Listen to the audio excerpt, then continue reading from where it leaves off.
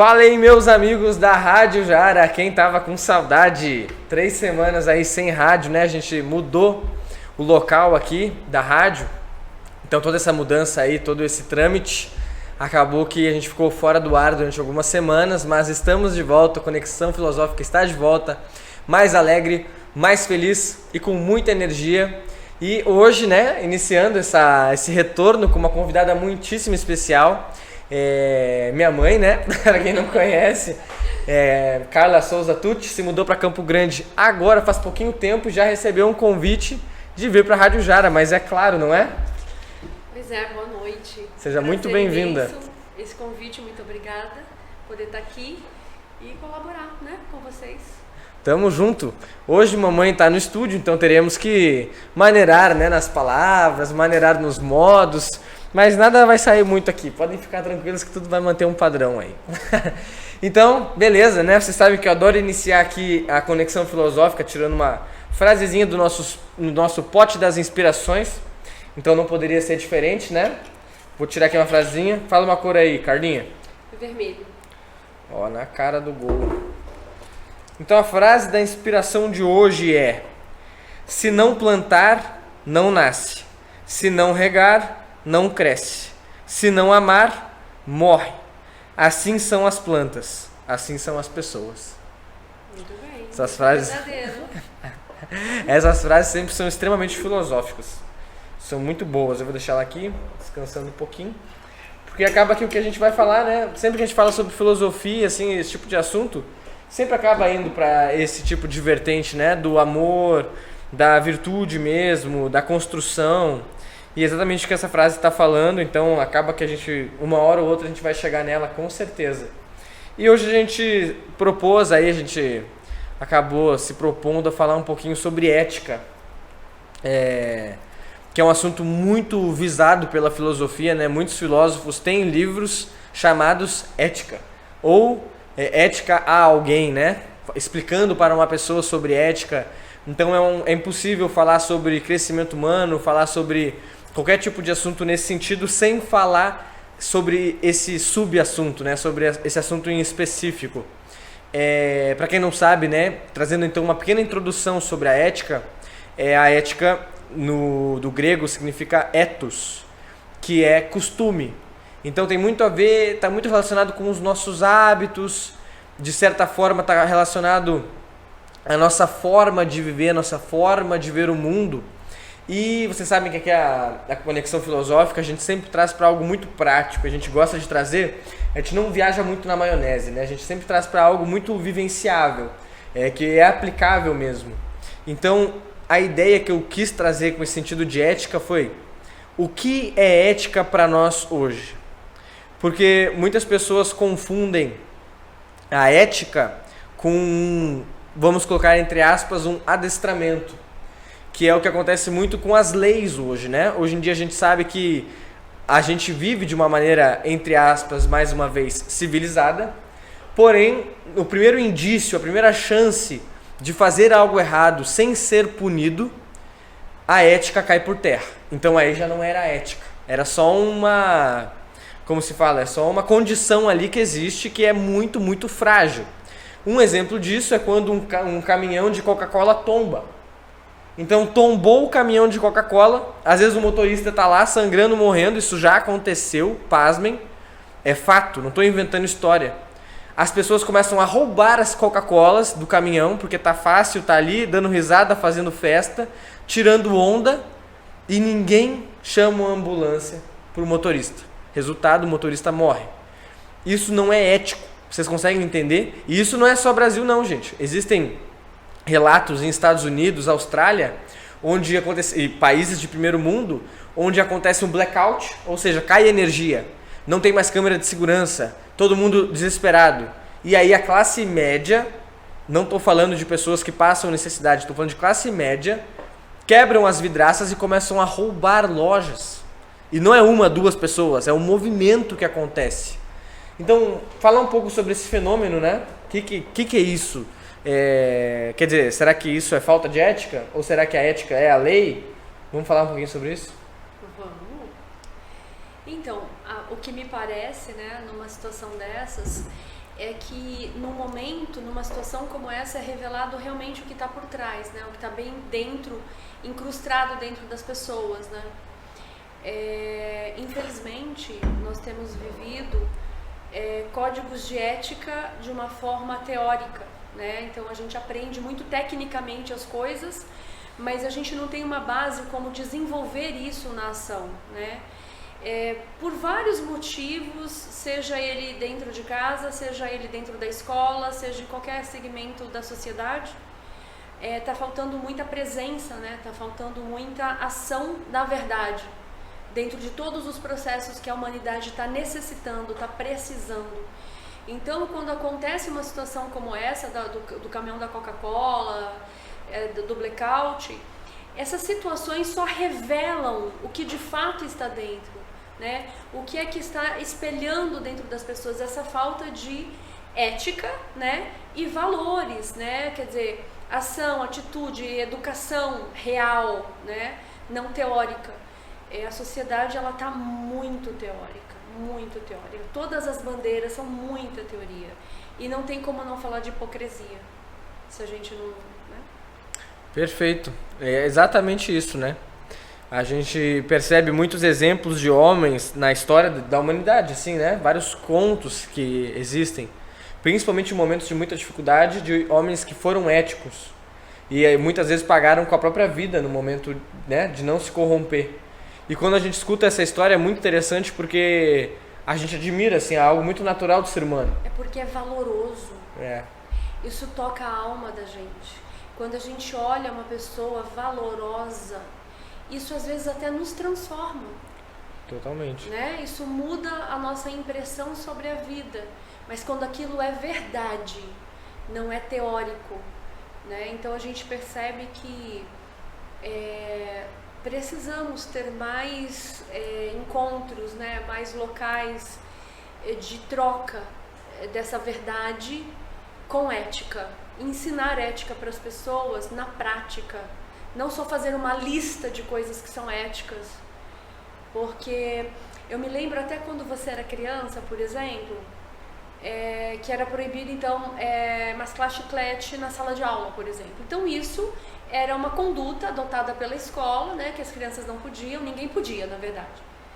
Só que se entrasse um professor mascando chiclete na sala de aula, né, como aconteceu, por exemplo, a criança que ia cobrar desse professor, olha, professor, você está burlando a nossa lei, você não poderia estar chupando esse chiclete em sala de aula, você entrou. O aluno era punido, né, como já aconteceu isso com você, por exemplo. Então, eu acho que isso é um exemplo da falta de ética das pessoas, né? Principalmente quem ensina, quem está ali na frente, que é um exemplo, né? Um herói para aquela criança, né? Cada pessoa que ocupa um papel importante na sociedade, principalmente no nível da educação, ele precisa muito ser exemplo nas suas atitudes, porque senão tudo fica muito perdido, fica tudo muito banal. E tudo que é valoroso banalizou, é engraçado. As pessoas fazem chacota do que é importante, né? Então existe um grande resgate a ser feito na sociedade como um todo, nas famílias, né? A nível de amor, voltamos para o amor de novo, né? E de toque mesmo, e isso é trabalhado profundamente, ainda mais no momento que a gente está agora, né? Onde as pessoas estão tão perdidas, tão com medo, né? Totalmente, 100%. Nesse momento que a gente precisa de muita referência, né? Muita. Porque como a gente está, vamos supor, às cegas, a gente não tem exemplos, muitas vezes pessoas não têm exemplos dentro de casa, hoje em dia não tem mais muitos filmes que demonstram o valor de uma pessoa, é tudo muito ambíguo, né? Então a gente não tem mais muitos ideais. Para vocês entenderem isso, na época, por exemplo, da Grécia Antiga, mas existem inúmeras civilizações onde os mitos, as histórias, os contos serviam para isso, para nos ensinar através de simbologia o que é ética e o que se ganha com isso, né? Então, um homem ético numa história real, uma história mitológica, não essas historinhas, né? Mas algo que realmente transcende o tempo, né? A gente está falando de histórias que são contadas, por exemplo, Bhagavad Gita há 5.000 anos. Então, histórias que transcendem o tempo, têm algo a passar, falam muito sobre ética. E exatamente como a gente estava falando antes, esses personagens que são a referência, por que é muito interessante? Porque eles automaticamente eles já pegam a atenção do espectador. Quando a criança percebe muito isso. Quando a criança escuta uma história de alguém virtuoso, ela fala, eu quero ser que nem essa pessoa. E se, por exemplo, assim, se eu contar pra ela, o príncipe encantado foi salvar a princesa, mas na hora de falar com o rei, falou assim, o que eu vou ganhar em troca de salvar a princesa? A criança vai olhar assim, nossa, mas que príncipe estranho, né? Isso aí não quero ver essa história, quero ouvir outra. Então a criança já vem assim, já sabe, né? Ela não está ainda com tanta poluição na cabeça. É natural do ser humano e essa busca da ética, sabe? E da ética, exatamente, da ética e da virtude, né? Então é muito interessante que nós tenhamos essas referências e que, se a gente não tem, que a gente busque, porque elas existem por aí. Existem muitas referências que falam sobre ética, como Confúcio, né? A ética de Confúcio é tão poderosa que a própria Igreja Católica traz Confúcio para o Ocidente. Porque era numa época que a Igreja Católica cortava tudo que tivesse conotação religiosa que fosse fora do catolicismo. Que ameaçasse, né? Exato, a religião. Mas no caso do confucionismo era tão neutro, tão focado em moral, que o próprio catolicismo trouxe Confúcio para o Ocidente. Então é muito interessante como isso acontece e como é nessa neutralidade, como você mesmo disse, é bom ser estudado, porque não ergue bandeira, sabe? As pessoas não vão sentir muitas travas na mente. Porque o que acontece? Uma coisa que complica muito a vida do filósofo e quem está buscando autoconhecimento é que toda hora vem travas na mente por causa das nossas crenças limitantes, toda hora. Então, por exemplo, eu estava até falando com uma amiga sobre isso. Eu passei para ela um cara assim que eu acho sensacional, um cara extremamente verdadeiro, que busca a verdade, só que ele é muito provocador. E aí ele fala uma frase para conotar um machismo, sendo que ele não é machista. Ele ama muito a esposa. É mais pra instigar. Ele quer instigar mesmo. E isso já bloqueou ela completamente e ela já parou de seguir o cara no Instagram, já falou, não quero mais saber desse cara. Então, isso é muito interessante, sabe? Confúcio é muito bom por causa disso, mas a gente tem que tentar tirar essas barreiras da nossa mente, senão a gente perde muita coisa boa. E exatamente para quem busca passar o conhecimento é um filtro. Por causa que quem tem essas barreiras não vai conseguir chegar no nível profundo de conhecimento, de busca da verdade. Porque a verdade não tem bandeira. Então, para quem está ensinando, é bom lançar esses filtros. Por causa que aí já filtra quem realmente quer, entendeu? Não fica perdendo tempo com muita gente que está ali só pela superficialidade. Não fica só com pessoas que querem soprar feridinha, sabe? Já vai direto, já procura, já é um filtro, realmente uma peneira para selecionar pessoas que estejam verdadeiramente comprometidas com, né, a própria jornada. Mas para isso existem os perfis também, né? Por exemplo, não é porque também uma pessoa não consegue seguir alguém que gosta de instigar, né? Ele traz essa coisa mais apimentada, mais pitoresca, para poder te cutucar, para poder chegar no nível mais profundo de você. Há pessoas que se identificam com isso, aceitam esse tipo de desafio. E há pessoas que têm uma dificuldade, por exemplo, até com certas brincadeiras, né? Então, até é legal falar isso, porque a questão da ética, né? Você primeiro tem que aprender a ser ético com você, né? Aquilo que você suporta. Pode que talvez um caminho de abertura por uma profundidade não seja através desse apimentado, desse pitoresco. A pessoa vai encontrar um caminho da verdade com uma pessoa mais calma, mais tranquila. E daqui a pouco, com essa expansão, vai poder chegar no pitoresco, porque aí ela já transladou, né? Ela já percebeu que aquilo era só uma casca. Ela está olhando para o profundo da pessoa, ela capta, né? Mas para você captar, você tem que chegar no profundo de si mesmo. E a ética, ela primeiro precisa ser vivida consigo mesmo, né? Não tem jeito, porque a gente está falando do exemplo, né? É aquela história que o pai às vezes fala para o filho, não faça isso. Por quê? Porque não, né? Agora, se você é um exemplo de não fazer aquilo, às vezes você nem vai precisar falar. Porque, na verdade, a criança não faz parte do mundo daquela criança. A criança até pode chegar da rua e perguntar, eu vi meu amigo fazendo isso, o pai dele fez aquilo com ele, ou a mãe, não sei o que lá, né? E aí você silenciosamente olhar e dizer assim, aqui em casa nós fazemos isso, o que você acha? Olha como a gente se trata, né? A própria criança vai responder para si mesma, entendeu? Então, eu acho que há vários caminhos, né? Desde que você busque esse senso de ética pautado nos seus valores, né? E assim, aquilo que você falou, às vezes a gente não tem uma base muito forte a nível de heróis, né? Pelos quais a gente possa seguir. Mas quando a gente percebe que em algum momento da vida aquele vazio bateu, né? A gente tá andando, batendo cabeça, não tá achando o que a gente tá buscando, a gente nem sabe o que tá buscando. Nesse momento é onde a gente precisa parar, entendeu? Parar e falar, peraí, o que eu estou fazendo de errado? Qual o meu ponto cego, né? E esse ponto cego, muitas vezes, é quando a gente encontra, quando a gente para e pelo menos começa a tentar modular algo, ou alguém que já chegou em um ponto, um estado, em que você gostaria de chegar. De repente, era legal você ver qual o processo daquela pessoa, né? Para você chegar onde aquela pessoa chegou, que a modulação, ou a modulagem, né? Ela ajuda a você ter clareza, ela ajuda, opa, peraí, tem insights, quando às vezes por perto, né, ao nosso redor e de redor, a gente não tem exemplos.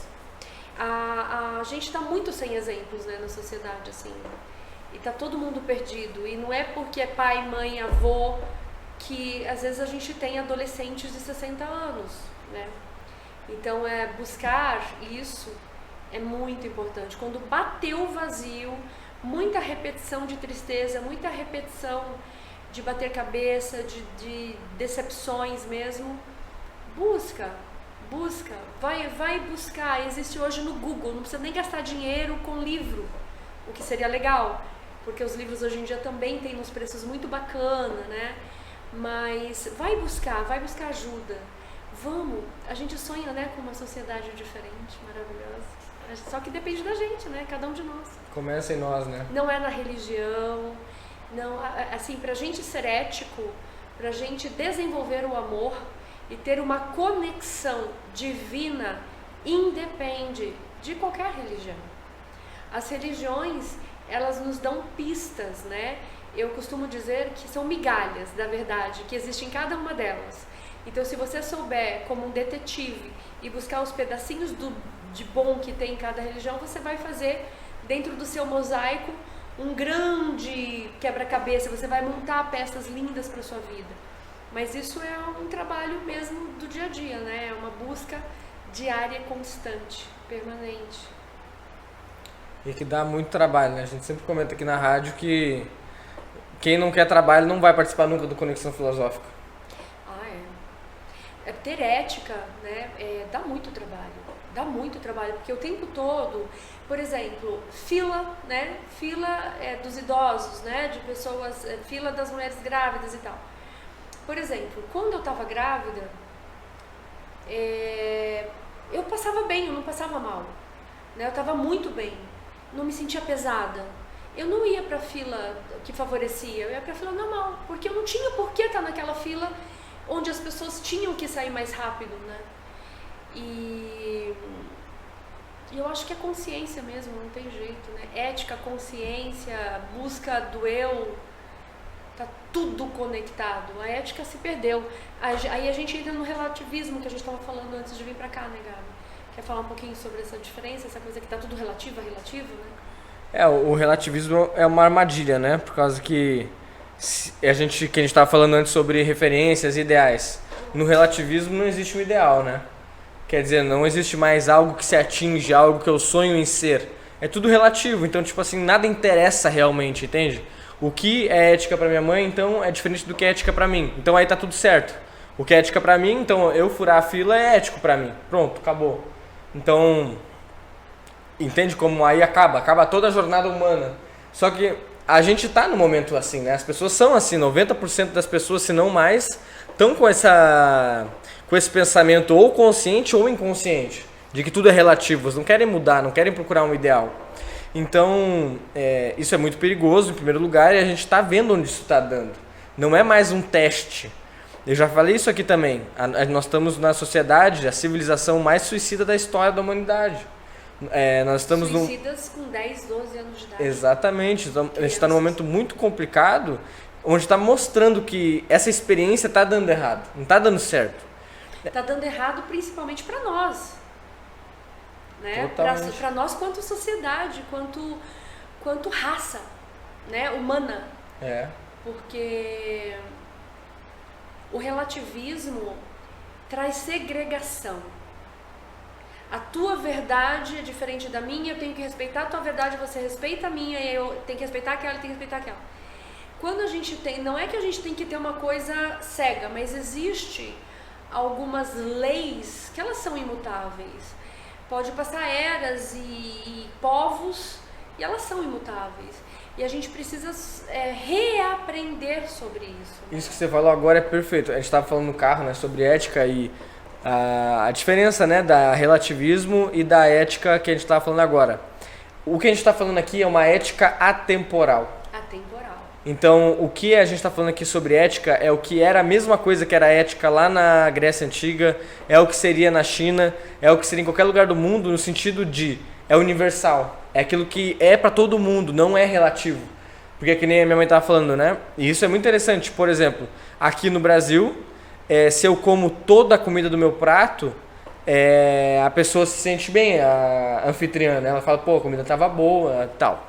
No Japão, se você come toda a comida do prato, é um sinal de desrespeito. É sinal que você ainda está com fome. Não foi o suficiente. Exatamente. Tem que deixar um pouquinho de comida para mostrar, tipo, comi e tô satisfeito e ainda sobrou um pouquinho de comida. Então isso é muito interessante, por causa que isso é diferente nos dois países. Então ser ético lá não é que nem ser ético aqui. Isso é relativo. Mas aqui quando a gente... cultural, né? É cultural. Quando a gente fala sobre ética na filosofia, para transcender, para se tornar um ser humano melhor, aí a gente entra na ética atemporal. Por exemplo, não roubar, não machucar o outro. Isso é ético aqui, é ético no Japão. Não é diferente. Vocês conseguem entender isso? E se alguma sociedade falar que machucar é ético, aí já entra numa bela de uma discussão. Por causa que nem toda civilização é perfeita. É o que a gente está falando agora. O relativismo, então, é algo que a gente está testando e está vendo que não está dando muito certo. Então já é o momento de quem quiser procurar a verdade, né, que a gente fala na filosofia, procurar se tornar um ser humano melhor realmente, já tem que dar um passo atrás. Falar, opa, esse relativismo aí não está dando certo. Então na minha vida eu vou fazer diferente.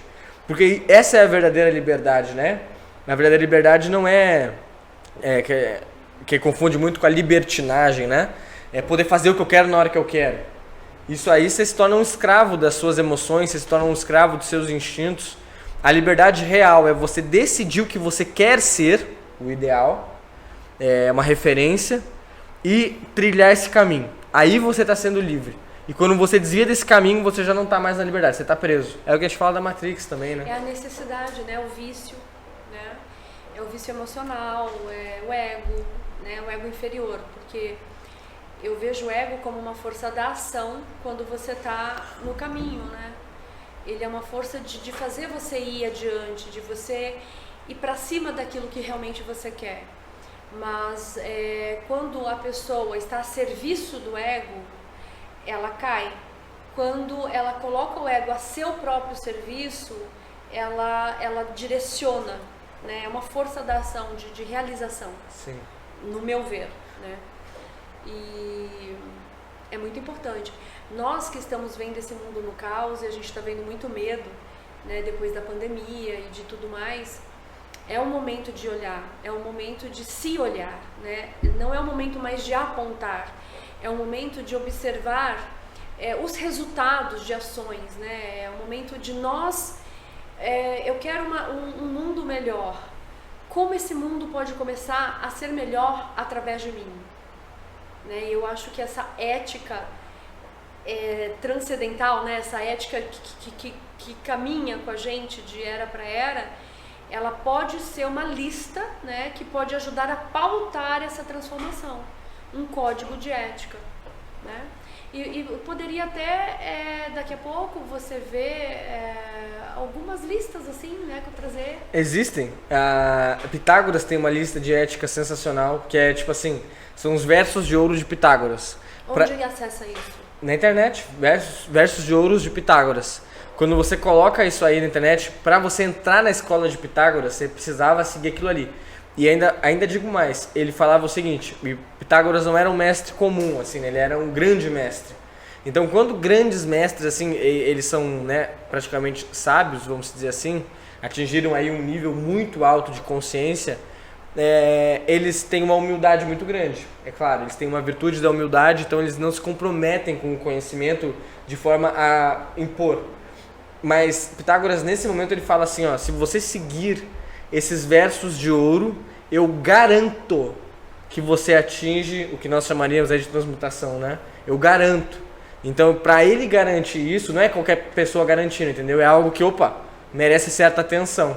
Então, os versos de ouro de Pitágoras eu posso até trazer no próximo programa, compensa ser lido. Eu acho que é bacana. É muito bacana. O próprio Ptahotep também, no Antigo Egito, também tinha um código moral de honra e conduta. Então, são várias... E quando você vai ver as civilizações, as que mais deram certo, tinham os códigos de honra. Os cavaleiros templários tinham um código de honra, que era extremamente necessário, né? E são histórias que nos fascinam, né? É uma coisa que está no nosso subconsciente, independente de qualquer coisa. Até quando você, de repente, assiste um filme que traz um símbolo e tal, que tem a ver com essas sociedades, isso, principalmente quem está buscando, né, o autoconhecimento, quem tem essa investigação muito à flor da pele, atrai, né, uma coisa que nos chama, né? E o que é interessante é que a gente precisa começar com uma pergunta, né? O que é que eu estou fazendo aqui? Né? Para que eu nasci?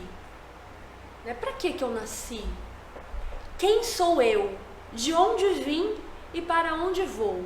Essas são perguntas básicas para que a gente possa buscar profundamente essas respostas, porque a gente não nasceu para sobreviver, né? A gente nasceu para aprender, para desenvolver, para evoluir de alguma maneira, né? E esse sistema Terra, né, aqui onde a gente vive, ela é uma grande escola para todos nós, não importa que país, que local estejamos, sociedades inseridas, né?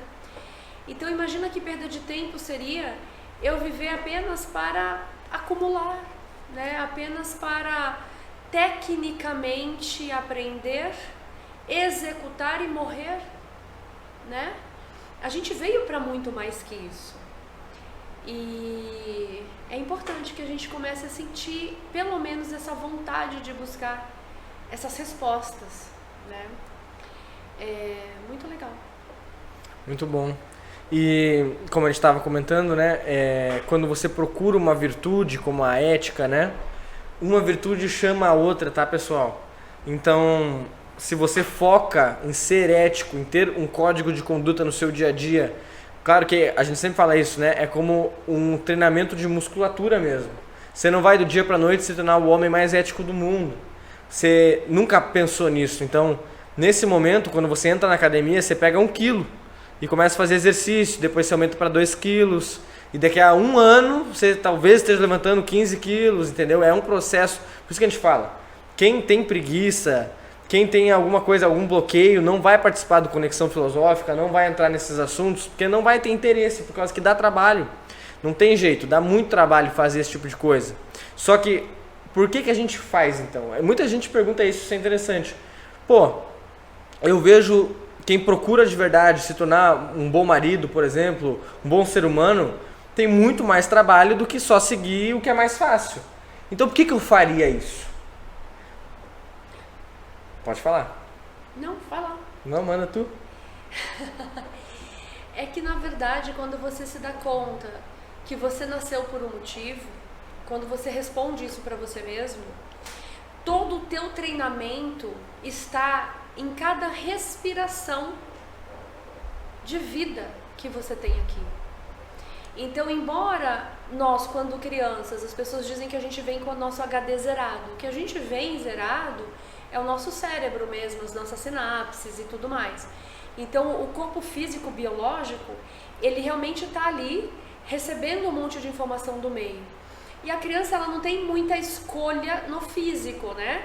Ela tá sendo amamentada, ela tá tendo interação ali com as emoções da mãe, interagindo com o ambiente e tudo mais. Esses condicionamentos todos, eles vão acontecendo ao longo da nossa vida. E assim, o cérebro ele vai estar maduro entre 28 e 29 anos de idade, né? Então nunca ninguém nos ensina isso, né? Então a gente só vai realmente conseguir despertar para escolher é quando a gente já deu muita cabeçada. Quando a gente está procurando, a gente não acha, a tristeza bate, várias coisas acontecem, né?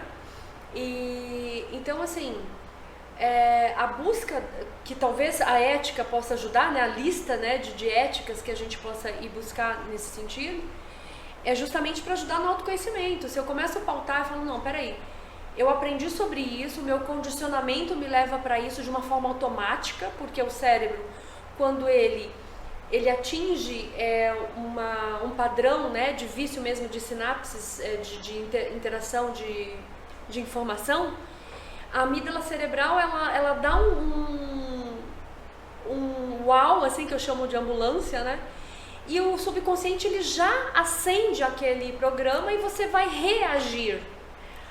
Então, por exemplo, quando você para de reagir, você passa a agir, você está presente. Isso pode ser uma ética, não pode? Agir, não reagir. Bom, meu código de conduta é não reagir, é agir. Para que eu possa agir, eu realmente preciso aprender a contar até 10. Talvez, numa discussão, eu vou precisar ir dormir para amanhecer no outro dia e realmente estar em mim para poder agir e não reagir, né? Então isso já é algo que dá um salto muito grande, né? Então a gente está aqui para evoluir de fato, não tem outro motivo. Se a gente escolher um cenário X ou Y, são cenários, né? Eu gosto muito de falar que a gente precisa sair muito dessa coisa de bom ou ruim, né? De certo e errado, e entender que tudo é uma experiência. E claro que dentro do código de ética, se a gente olhar assim, a gente talvez no julgamento a gente diz que é errado. Porém, se eu passo por uma experiência que eu entendo ser errada, por que eu entendi ser errada? Porque aquilo me levou ao sofrimento, aquilo me levou a causar sofrimento, aquilo caiu a minha frequência, a minha vibração, né? Não me levou para onde eu realmente queria ir, o que eu quero conquistar. Então, nesse âmbito, foi errado. Mas foi um erro dentro da experiência que eu preciso ter para aprender a acertar. Então, se eu aproveitei, entre aspas, este erro como um grande aprendizado, eu posso caminhar agora para o acerto, eu vou para um outro nível, eu subo um degrau, né? E aí a gente já vai entrar para outros assuntos, que seria a culpa, né? Que a gente tem que lidar com a culpa e tudo mais. Mas é muito importante, né? A gente está numa era, assim, num momento da vida em que a gente está vendo colapsar uma sociedade. Sim. E a ética hoje é primordial, essa ética transcendental, né? Essa ética que viaja os mundos e eras. Muito show, muito bom te ouvir. E também a filosofia clássica, né? Ela traz essa visão quando a pessoa se pergunta, então, por que eu deveria fazer isso, né? E aí a resposta na verdade, para a filosofia é muito simples, que por que a planta faz fotossíntese? E por que o animal respeita o próprio instinto? Porque eles estão estão seguindo a sua própria natureza e eles se realizam nisso. A diferença é que eles não têm escolha, eles fazem automaticamente. O ser humano, ele tem escolha, mas ele também se realiza em algo que é a sua própria natureza. E de acordo com a filosofia clássica, a natureza do ser humano é buscar valor, virtude e sabedoria. Então, por que eu deveria fazer isso se é o mais difícil? Porque a única coisa que você tem que fazer é que isso é o mais difícil porque a sociedade está distorcida, né? Não era para ser o mais difícil. Sim e não. O homem, de acordo com a filosofia, ele já tem uma tendência, se você soltar o homem, ele vai para baixo. Entendeu? Então, mesmo numa sociedade de ouro, é mais fácil, porque você tem mais exemplos, você tem mais ideais, você tem mestres, tutores. Mas ainda assim é um desafio. Numa sociedade de bronze, que é como a gente está vivendo, aí é muito mais difícil. Mas não é que é tudo por causa da sociedade, sabe? Automaticamente já existe esse negócio do que o Hobbes falava do homem ser o lobo do homem, né? Então já isso existe mesmo. Mas claro que numa sociedade muito melhor é mais fácil, se torna um pouco menos complicado. Porém, como a gente estava falando agora, a gente cresce adquirindo virtudes, valores e sabedoria. E numa época de bronze, onde é mais difícil, existe mais meritocracia. Então, você se tornar um homem de ouro numa época de ouro, tudo bem, você fez nada menos do que a sua obrigação. Você se tornar um homem de ouro dentro de uma época de bronze, você ainda cumpriu sua obrigação, mas a gente está falando de mérito. Então aqui você atingiu muito mais méritos, você plantou e colheu muito mais frutos. Então a maioria dos mestres que a gente tem de sabedoria hoje são mestres que vieram em épocas decadentes. O Messias vem em épocas decadentes. O Bhagavad Gita acontece em época decadente de guerra. Os mestres Sócrates, Platão e Aristóteles vieram numa decadência grega. Numa época horrível de politicagem, corrupção, sofistas tentando iludibriar através da oratória, todo mundo vendendo oratória, manipulação geral, entendeu? Então, olha que interessante isso. A gente está agora numa época de decadência e agora está na hora de surgirem os novos mestres. Os alquimistas de si mesmo. Exatamente. Agora é o momento. Então, a gente está construindo. Daqui a pouco vai vir um Messias aí, não tem dúvida, entendeu? E não é Messias religioso, mas vai vir um mestre de sabedoria. Não tenho dúvida, quando o universo pede, o próprio universo dá, você entende? Quando o tempo, porque tudo está numa construção. Quando a gente vê a construção humana, beleza, existem altos e baixos, mas quando você pega o amplo, está sempre subindo, dentro do altos e baixos, entende? A gente está numa evolução constante. Só que agora nós estamos num momento no micro, uma decadência. Daqui a pouco vai fazer assim, não tem jeito, a gente vai entrar numa época de ouro. Só que quem precisa agora surgir para que isso aconteça? Os homens de ouro da época de bronze. E é por isso que vieram... São os resistentes, né? Aquele que acredita, é aquele que está na constância, é aquele que sente aquela fome na sua alma e que está buscando essa nobreza, esses valores. Não importa o que ao redor esteja tentando fazer, ele não se esquece, né? Sabe quem é esse? Sabe o que a filosofia fala sobre quem é o homem maduro? O homem que é esse que você está falando? É o homem que consegue enxergar real e lidar com a realidade. Com a realidade. Porque as pessoas entendem a realidade sobre aquilo que elas enxergam. Quer dizer, a realidade para mim é esse potinho cheio de fitinha colorida. E existe uma realidade, que não é vista a olho nu. Como leis também, que operam a favor ou contra, dependendo das nossas intenções, dependendo daquilo que a gente carrega. E isso é muito real e independe também de religião, porque isso sempre foi muito agregado ao lado espiritual, né? O perispírito, o que é um campo vibracional, o que é energia, religião tal, metafísica, não sei o que. Mas isso é realidade. Hoje nós temos tecnologias que leem esse tipo de coisa. Vê cores quando você está pensando. Existem empresas que hoje têm máquinas que fotografam o teu campo e vê exatamente o que mais são fortes assim, nos seus pensamentos, sentimentos, parte emocional e tal. Então, assim, hoje, cientificamente, isso já é provado e podemos buscar no Dr. Google também, né? E isso é real. Então, a gente tem que também ampliar um pouco o nosso senso de realidade. Porque, embora a gente ache que, quantas pessoas dizem, a vida é curta, eu quero aproveitar ao máximo, né? Eu tenho uma pessoa que eu amo muito, um carioquinha, assim, novinho. Quando ele me escuta, eu falo, ele adora, ele me chama de tia Carla. Então eu trago muita coisa, ele tem uma sede de informação danada. Mas quando eu começo a entrar profundamente com ele, ele diz assim, ai não, tia Carla, pelo amor de Deus, eu sou muito novo, ainda tenho que aproveitar muito a vida. E eu digo, meu amor, amplia a tua visão. Porque pensa, se não existe limite no sentido do teu aprendizado, da qualidade de vida que você pode ter, quanto antes você tem a sua informação, melhor tu vai plantar, regar e colher. Se agora o teu senso de realidade é o tum-tum-tum-tum-tum-tum, né, do dia a dia, nada contra o nosso sambinha, a nossa dança, a nossa diversão, mas sem a distração daquela verdade que realmente nos, como é que se diz, nos preenche, né? Porque depois vem vazio, vem aquela coisa que falta, né? Então a gente precisa muito entender esse senso de realidade do todo, ampliar um pouco mais, né? É isso aí. Bom, no geral acho que é isso mesmo. Posso ler uma coisinha? Posso Deve, pegar claro. Já tá finalizando? Finalizando. Então um minutinho, tá?